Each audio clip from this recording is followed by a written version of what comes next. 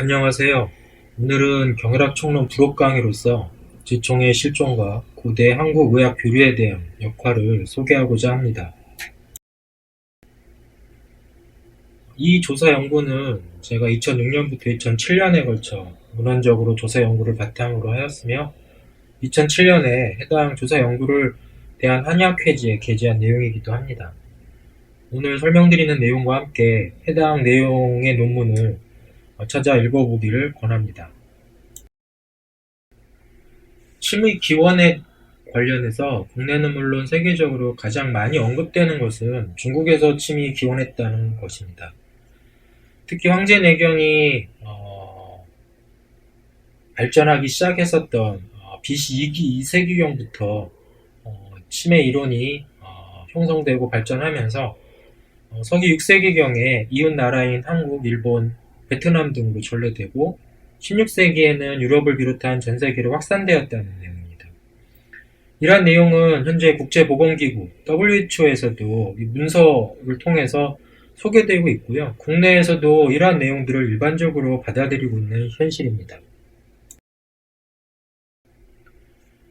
2010년도 당시만 해도 국내 각종 한의학 교재 등에서는 한국의 침의 기원을 561년에서 562년 사이로 설정하면서 중국으로부터 유입되었을 거라고 제기하고 있습니다. 다만 최근에 들어서는 이와 같은 내용이 이렇게 단순한 일방적으로 소개되기보다는 오늘 여기서 소개하는 여러 가지 상황들을 이제 반영하면서 한반도의 침에 기원한 다양한 가능성들도 제시되고 있습니다.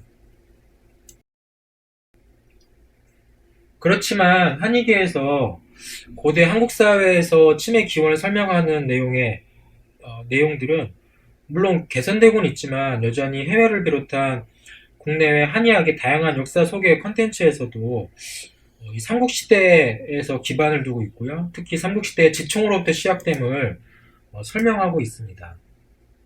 하나는 현재 대한한의사협회 한의학 역사에 소개된 내용이고요. 또 하나는 한국민족 문화대 백과사전에서도 한의사와 관련한 내용 안에 지총에 대한 내용들이 기술되고 있는 것을 볼 수 있습니다.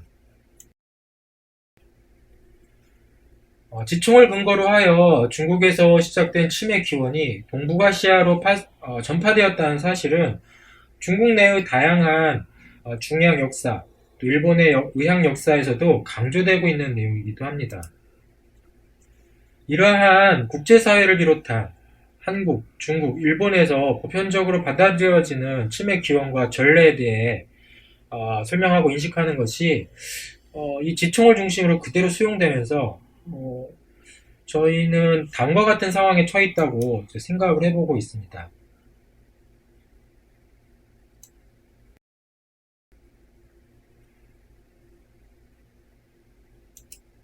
중국의 중의학 주도로 전통의학이 발달하였음을 강조함으로써 한국과 일본은 한의학의 전통 의학 및 치료 기술을 수입한 것으로 해석한다는 거죠.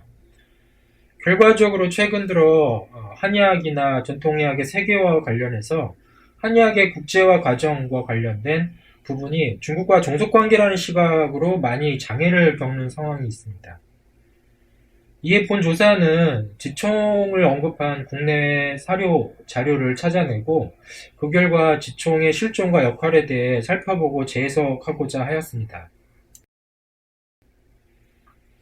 먼저 한국의 사료와 자료들을 한번 요약해서 살펴보고자 합니다.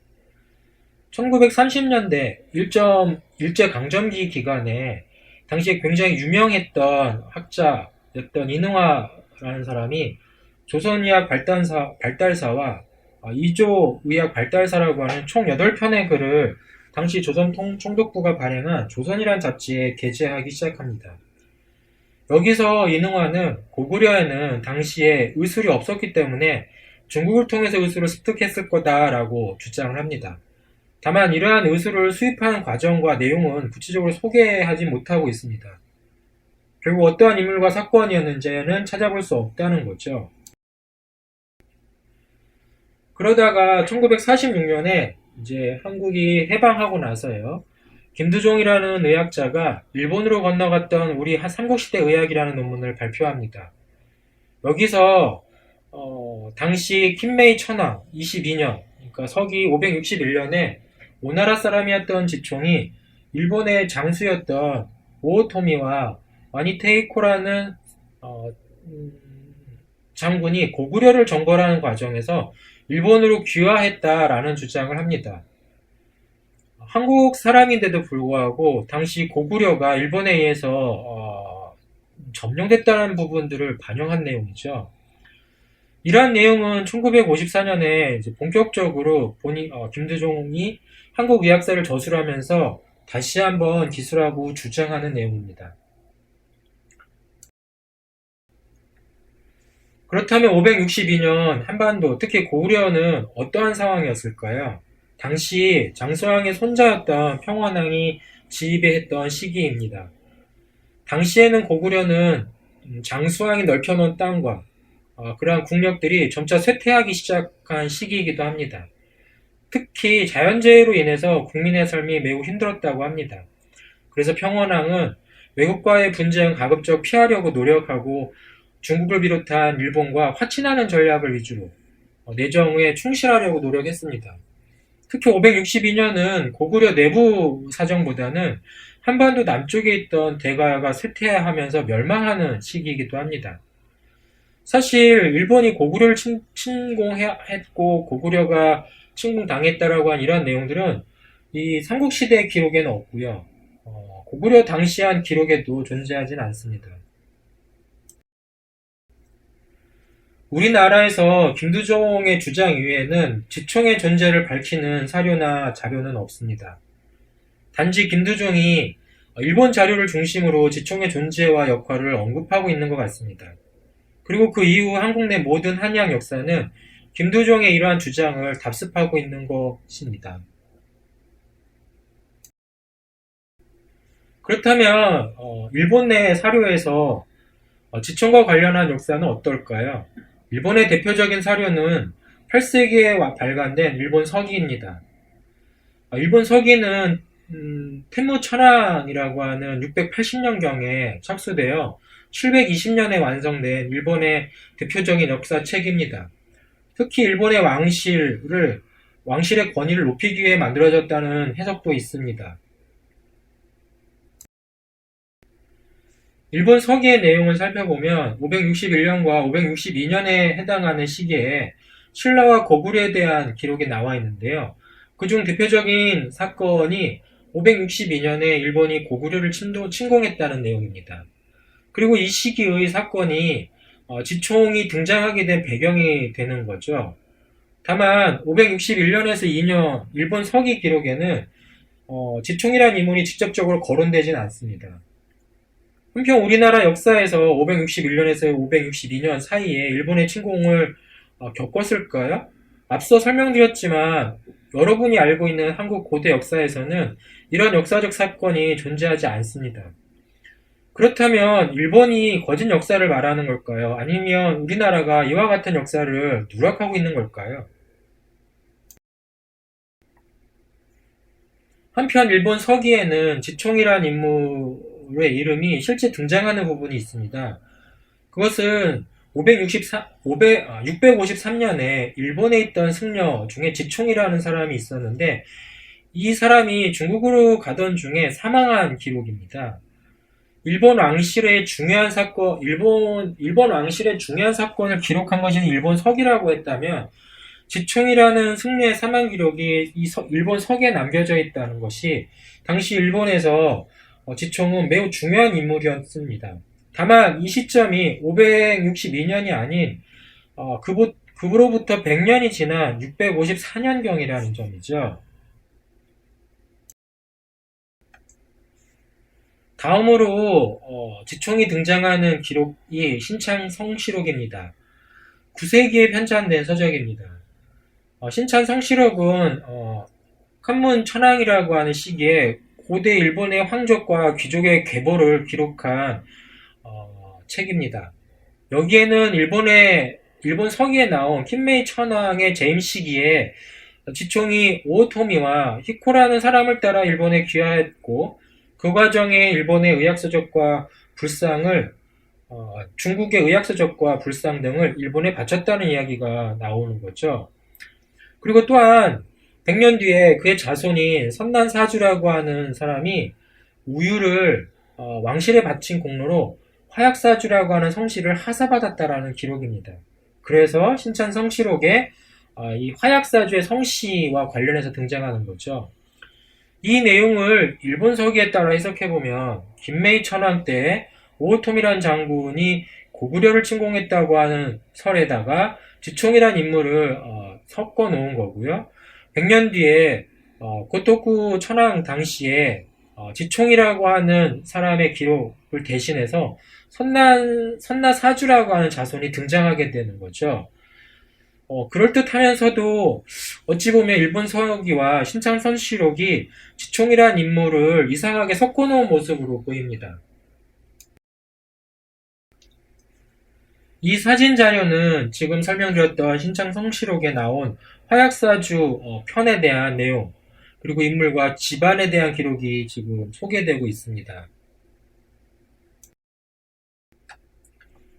이와 같은 고대 사료를 토대로 본격적인 역사 스토리가 만들어집니다. 우선 1820년에 발간된 국사략이라는 일본 역사서입니다. 여기에서 일본 서기에 나온 내용과 신찬성시록에 나온 내용이 합쳐져서 킨메이 천황 재임 시기에 오토미와 와닉 테이코라고 하는 장군이 고구려를 침공해 승전을 이루는데 그 과정에 오나라 사람 지총이 등장해서 의학서를 가지고 일본으로 들어온다는 얘기죠. 앞서 김두종의 그 논문과 책에서 언급된 내용이 바로 이 내용과 동일한 내용입니다. 그리고 1906년에 대일본사라는 역사서에서도 이러한 내용이 다시 반복되고 있죠. 이러한 내용은 의사학적 기록이 아닌 일단 일본의 고대사 기록 과정에서 등장하는 기록과 해석을 이라고 볼 수 있고요. 한편 국사략과 대일본사는 일본이 천황이라는 중심에서 군국주의를 군국주의 기반에서 신격화하고 제국주의의 야망을 갖고 일본 사회를 변화시키고자 하는 과정에서 그 시기에 나온 전후 시기에 나온 책들이라고 일단 저는 파악을 합니다. 그러한 일반적인 역사관이 이제 의학사로 본격적으로 이제 수용되기 시작하는 것은 1904년에 후지카와 유우라고 하는 의사학자를 통해서 지총이란 인물이 562년에 일본으로 의소를 가지고 귀화했다라는 내용으로 명시됩니다. 당시 후지카와는 이러한 주장에 대한 근거로 참고문헌을 제시하진 않았습니다. 자신의 개인 의견이었다라는 정도로 한 건데 들은 얘기를 여기다 기록한 거겠죠. 출처가 분명한 내용은 결국은 일본의 대표적인 의사학자였던 미키 사카에서부터 출발합니다. 이분은 1955년에 조선의학사 및 질병사라는 책을 출판합니다. 여기에서 그는 일본의 고구려 정벌서를 기준으로 지총이라는 인물을 다시 한번 설명합니다. 그리고 참고 문헌으로 앞서 설명드렸던 일본 서기와 신찬 성시록을 근거로 내세웁니다. 다만 그는 자신의 서적에서 이러한 역사 기록에 대한 자신의 의문과 의견을 제시합니다. 그 내용은 다음과 같습니다. 지총은 그 이전에 자신도 역시 오나라 사람이었을 테지만 일본 서기와 신찬 성시록에서 말하는 중국의 한나라 사람, 중국 사람으로 포함된 후손으로 오랫동안 백제라는 지역에서 귀화해서 살았기 때문에 당시의 한국 사람이나 다름이 없다. 김메이 천황 564년경에 당시에 그 임나를 도와 신라를 토벌했던 장군을 통해서 김메이 천황의 대장군으로서 고려를 토벌하다가 일본으로 돌아오는 길에 이 지총과 더불어서 이러한 의학사가 일본으로 전래된 거 아니겠냐라는 얘기를 하는 거죠. 사실은 미키사카 역시 일정 부분 당시 일본이 고구려를 정벌했다라고 하는 근거를 인용하고 있다는 것도 우리는 생각해 봐야 되는데 어쨌든 이 과정에서 보다 더 구체적인 주장은 고구려가 아닌 백제시대와 관련된 인물이다라는 얘기죠. 그리고 그는 이런 얘기를 합니다. 반도를 경유해 일본으로 수입된 것은 당시 백제에서도 이미 사용되고 있었던 것들이고 백제의 것들이 일본으로 들어왔다라고 얘기를 하는 겁니다. 그래서 대륙의학이 집수입되었다기보다는 지총과 그의 자손을 통해서 일종의 한반도 남쪽의 의학이 일본으로 들어왔지 않겠냐라고 판단하는 게 그의 의견입니다. 제가 지총의 존재와 그의 역할을 의심하는 내용만큼이나 미키 사카에조차도 역사 기록에 대한 일부분을 의심하고 나름의 해석을 제시하고 있는 것입니다. 다음으로는 중국의 사료와 자료를 통해서 지총이란 인물의 존재와 역할을 살펴보고자 합니다. 일본의 사료와 기록을 토대로 보면 지총은 중국이었기 때문이겠죠. 일단 1980년대 중국에서 발간된 논문들을 살펴보면 562년에서 550년 사이에 오나라 사람 또는 소주 사람이 지총이었다라는 식으로 얘기를 합니다. 당시 오나라는 중국의 소주라고 하는 지역에서 번성한 나라였기 때문에 이 둘은 동일한 의미를 가지고 해석해야 됩니다. 결국 1980년대 중국 중의학계 인식은 지총은 고대 중국 사회에 존재했던 인물이라고 소개하는 거죠. 다만 그 출처는 확인할 길은 없습니다. 그런데 1990년대 들어서 중의학계 연구 자료를 보면은 좀 이상한 점이 등장합니다. 그건 지총이라는 인물이 등장하게 된 근거와 출처가 중국의 오래된 고전이나 역사서가 아니라 해외 어떤 서적에서 그 존재의 근거를 찾고 있다는 거죠. 여기서 그 논문과 출처를 밝힌 것을 보여드리면 먼저 중국과 한국 양국의 의학 형성과 교류라는 제목의 논문을 보면 중국의 지총의 존재를 추정하는 근거가 일본의 의학자 후지카와 우유가 썼던 일본 의학서와 중국 의학사 두 권에서 출발합니다. 고대 강소정 지역의 의학에 대한 국제 교류를 밝힌 논문에서도 지총에 대한 내용이 출발하는데 여기도 지총의 근거는 일본 서기와 일본 의학사에서 출처를 찾습니다. 여기서 한국 의학사는 결국 김두종의 한국 의학사에 뿌리를 둡니다. 또 다른 한국의 전통의학을 소개하는 논문에서도 지총에 대한 논문은 한국에서 발간된 책에서 근거와 출처를 찾습니다. 이와 같이 그 근거나 출처가 중국의 고대 역사나 중의학 고전에 나타나 있지 않다는 점을 의문을 갖는 내용이라는 거죠, 저는. 2000년대에 들어와서 중의학계 논문에 등장하는 지총에 대한 내용에서도 그 출처가 마찬가지로 일본 의학사에서 문헌을 찾습니다. 도대체 중국은 왜 지총을 중국 역사나 문헌에서 찾지 못할까요? 심지어 오나라 지역, 그러니까 소주를 비롯한 당시 과거 오나라라고 하는 나라에서 시작했던 의학적 연원을 찾는 문헌 연구에서도 보면 지총의 존재와 역할은 간략하게 소개하면서도 그 출처는 모두 근현대에 나온 분석 자료를 토대로만 합니다. 결국 지총이 중국, 한국, 일본에서 중국 의학을 밀반출했든 국가적 대사로 교류하든 뭐든 큰 역할을 만든 인물인데 중국 중의학 역사에서는 직접적인 근거를 가지고 얘기하는 게 아니라 일본에서 나온 자료를 인용하고 있다는 거죠.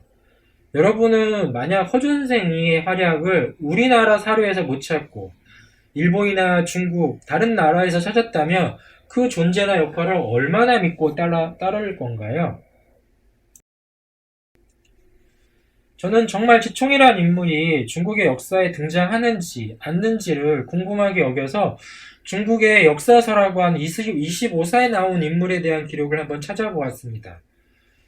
이러한 이유 중에 하나는 중국과 한국의 의학 교류에 대한 설명 중에서 지총이란 사람이 25사 역사책 중에 주서에 나온다고 하는 중요한 연구자들의 인용도 있었기 때문입니다.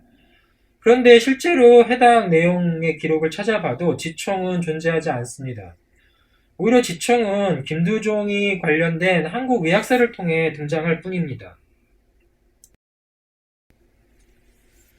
현재 들어 중의 역사를 제공하는 웹정보 서비스에서도 지총의 존재와 역사는 일본 서기와 김두종의 한국 의학서를 통해서만 그 근거를 제시할 뿐입니다.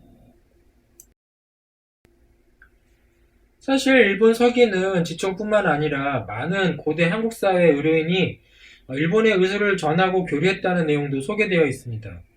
그들의 기록을 살펴보면 562년이라는 시점뿐만 아닌 그 이전부터 그 이후에 활발한 교류가 이미 있었고요.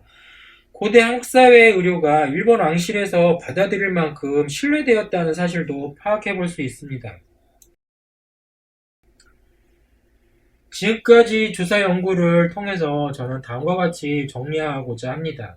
첫째, 561년에서 2년경에 지총의 존재는 국내 역사 내에서는 파악할 수 없는 일입니다.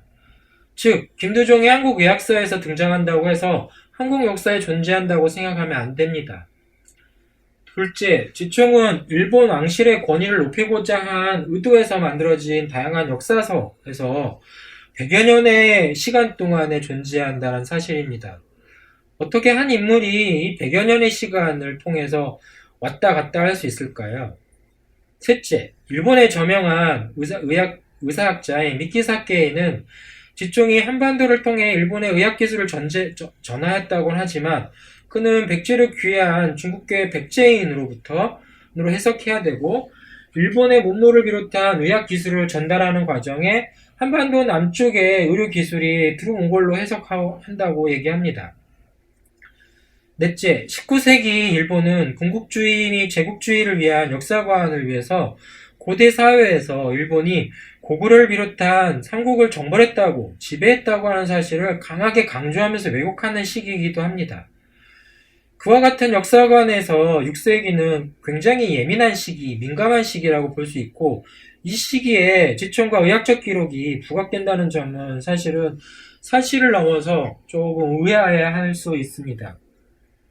이러한 의아한 부분을 한국 사회에서는 공교롭게도 해방 이후에 김두종이라고 하는 인물을 통해서 부각되었죠. 저는 결론적으로 지총의 고구려 경유설은 근대 일본 역사관에서 짜집기 되어서 한국 사회에서 부각된 내용은 아닐까 하는 추정을 해봅니다. 지총의 고구려 경유설을 통해 중국의 친구 의학이 한국에 전래되었다는 과정은 왜곡되는 과장된 역사 결과는 아닐까 생각해봅니다. 조사 결과 국내 고대 사료의 부족으로 고구려 의술의 부재와 또 미흡한 문제를 풀기 위해서 한국 의학사 내부에서 등장시킨 인물이 지총이었다면 이는 중국이나 일본으로 역으로 다시 수출돼서 인용되는 결과를 불러일으킨 건 아닐까 생각해봅니다. 저는 고대 한국 의학사에서 지총의 존재와 역할에 대해서 국내 의사학자들이 그 중요성과 의미를 조금 수정해야 된다는 생각을 해봅니다. 고대 한국 사회에서 자생했던 의학 체계를 발굴하는 노력이 필요하기 때문입니다. 특히 한국 한의학의 정체성을 중국, 일본과 동일한 수준에서 평가하고 상호 교류의 원칙에서 역사적 기원과 발전을 기술해야 한다는 생각을 해봅니다.